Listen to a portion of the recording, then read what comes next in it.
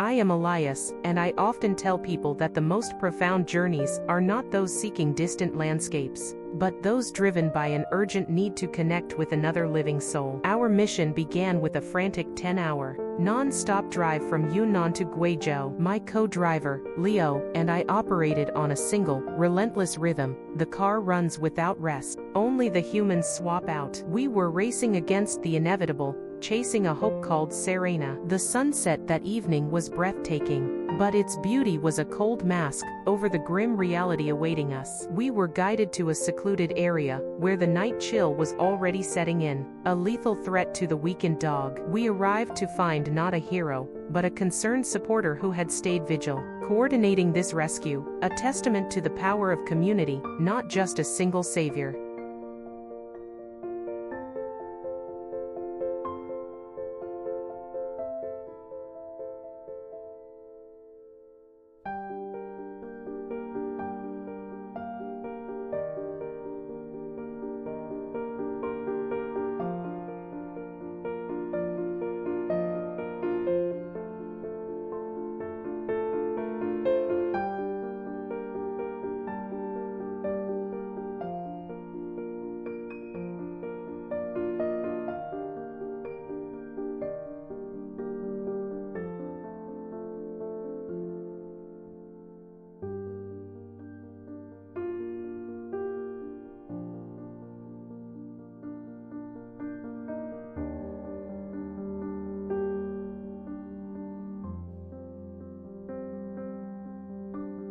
Lying there was a small, golden-furred creature, a golden retriever, a pathetic little golden retriever, I whispered, my voice thick with disbelief. How could anyone discard such a gentle soul? This is a life, not a piece of trash. Anger flashed, quickly replaced by a desperate need to act. Her body was a horrifying sight, hugely bloated, the unmistakable sign of severe ascites, or dropsy. This is too severe. When we tried to lift her, the sheer weight of the accumulated fluid was shocking. The smell was the final, devastating confirmation, a noxious odor of decay, disease, and pure neglect, worse than anything I'd ever encountered. This is 100% an abandoned dog. Someone had seen a problem and chosen to throw a life away. The discovery, we learned, was 3 days old, 3 days of agonizing exposure. Confronting the horrors. The first attempt to shave her fur was difficult. It was matted and clung to the rotten skin. Her eyes held an emptiness that chilled me, a total resignation,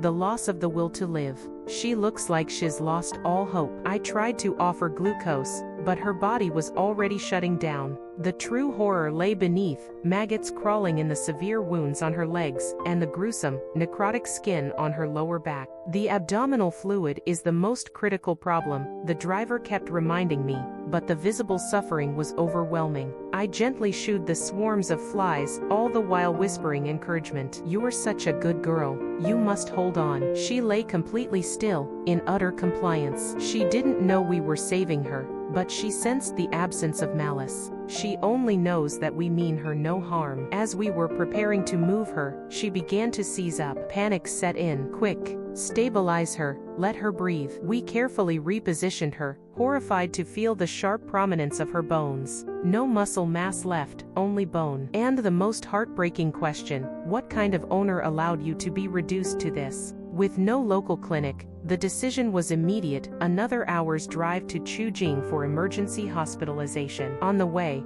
I named her Serena. When we arrive, you will be safe. May you always be peaceful. A simple name, carrying the weight of a monumental hope.